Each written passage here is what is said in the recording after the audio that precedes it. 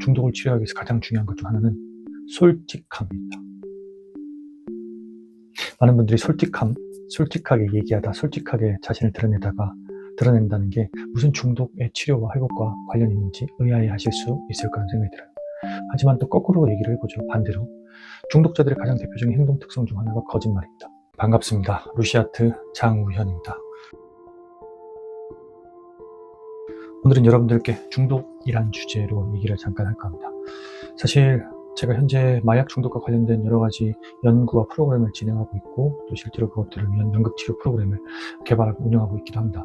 하지만 이 중독이라는 것이 마약과 알코올 이렇게 심각한 수준과 굉장히 어려운 주제와만 연결된다고 생각하시진 않을 거라는 생각이 듭니다. 다시 말해서 일상에서도 굉장히 많은 중독 주제의 것들을 우리가 접할 수 있고 실제로 우리가 중독이라고 의심할 수 있고 중독되었다라고 얘기할 수 있는 것들이 있을 수도 있다는 얘기죠. 중독을 굉장히 포괄적으로 물질 사용 장애라고 하는 진단을 통해서 굉장히 객관적으로 어떤 그 기준을 제시하지 않고 조금 포괄적으로 중독을 정의해 보자면 세 가지 가장 큰 특징이 있는데요. 첫 번째로는 쾌락이라든지 그리고 혹은 고통의 경감이라든지 이러한 이점 때문에 보상 때문에 끊임없이 추구하는 갈망이 있는가. 두 번째, 나와 타인에게 지속적으로 부정적인 영향을 주고 고통을 주고 있는가.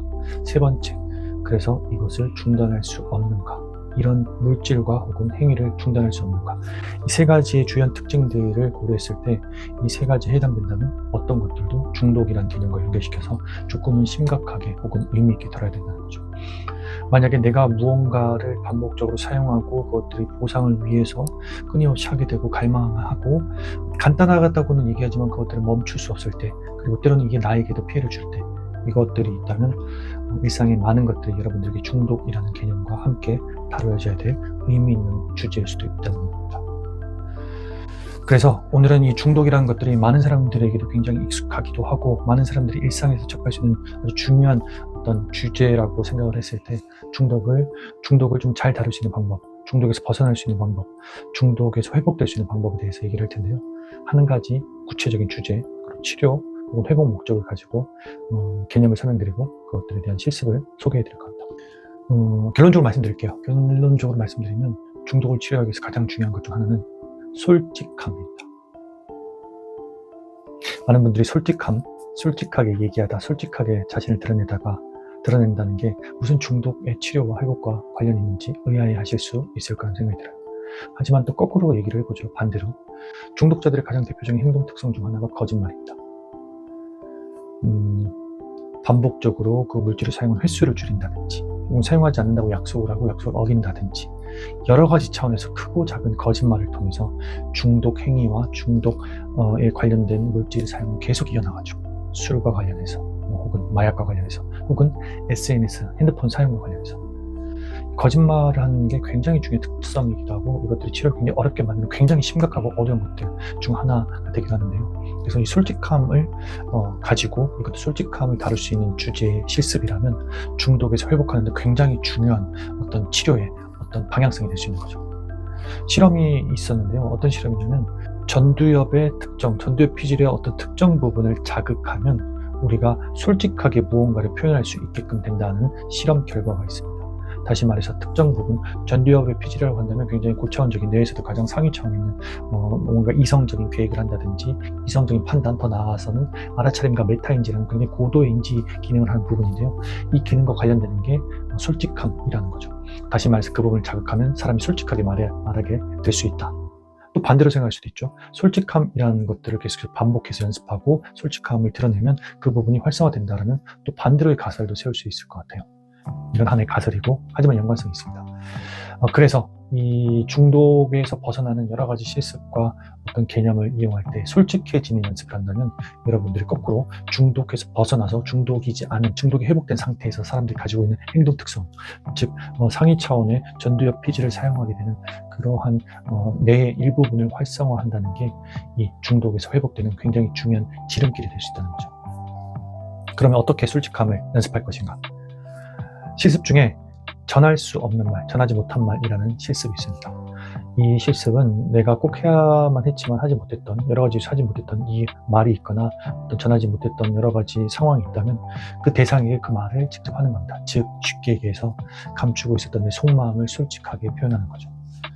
이렇게 솔직하게 표현하는 게 어렵기 때문에 이 실습을 통해서 하는 겁니다. 이 실습은 보통 치료 장면에서나 혹은 연기 장면에서는 앞에 다른 대상을 앉혀놓고 그 대상이 그 사람이라고 생각하고 그 사람에게 솔직하게 자기 속마음을 얘기함으로써 실습이 진행이 됩니다. 하지만 이렇게 치료 장면과 연기를 활용한 연극 치료적인 장면을 활용할 수 없는 우리에게는 또 다른 약식 혹은 조금 더 축약된 형태로, 간단한 형태로 이것들을 진행할 수 있는데요. 그게 바로 카메라 촬영입니다. 지금 저도 카메라를 보고 촬영하고 있는 것처럼 여러분들이 카메라가 그 앞에 있는 내가 솔직한 말을 전해야 되는 대상이라고 생각하고 하지 못했던 말을 솔직하게 전하는 거죠.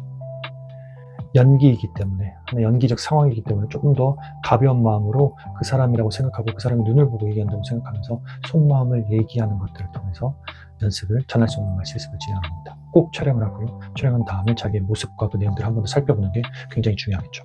그리고 끝난 다음에 이것들을 지워버리거나 혹은 혼자만 간직하고 모니터링하는 거예요. 그래서 부담 없이 자기가 정말 구체적인 감정에 대해서, 솔직함에 대해서 숨기고 싶었지만 드러내는 이 반복적인 행위, 의식적인 행위를 통해서 솔직함이라는 것들을 반복적으로 연습할 수 있다면 이것들이 뇌에서도 가장 고차원적인 부분, 전두엽피지를 자극하는 중독에서 벗어나는 고차원적인 인지 능력을 회복하는 데도 도움이 되고, 두 번째는 중독에서도 굉장히 중요한 부정적인 감정과 스트레스 반응에 대해서 대처할 수 있는 능력을 갖추기 위해서 정서를 조절할 수 있다는 부분에서 의미가 있고요. 세 번째로는 만약 이렇게 여러분들이 이렇게 솔직함을 전할 수 없는 말을 통해서 솔직함을 연습할 수 있다면 나중에 최종적으로는 실제로 그 대상에게 그 말을 솔직하게 얘기할 수 있는 수준까지 연결될 수 있을 겁니다. 그렇게 된다면 첫 번째 촬영을 하는 수준에서도 그렇지만 실제로 그 사람이 얘기할 수 있는 수준까지 단계가 진행이 된다면 여러분들은 그 사람에게 솔직하게 얘기함으로써 그 사람과 감정적으로, 정서적으로 혹은 여러 가지 정신적인 측면에서, 육체적인 측면에서 다시 연결되는, 연결이 회복되는, 단절에서 연결이 회복되는 경험을 하실 겁니다. 그래서 전할 수 없는 말이라고 하는 자기의 속마음을 솔직하게 내뱉고 촬영하는 이 실습을 통해서 여러분들은 고도의 인지 기능인 전두엽 피질 부분을 활성화시키고 그런 기능들을 다시 연습하고 그 근육을 다시 회복하고 힘을 회복하는 첫 번째. 두 번째는 부정적 감정을 해소하거나 조절하는 두 번째 능력을 획득하는 것. 세 번째, 상대방과의 단절감에서 연결감을 회복함으로써 연결되어 있다는, 그런 안전하게 연결되어 있다는 느낌까지 회복할 수 있다면 이 세 가지 중독 치료에서 굉장히 중요한 공통적인 요인에서 중요한 세 가지 요인을 다룸으로써 치료적인 효과가 있는 거죠. 다시 한번 정리를 해볼까요?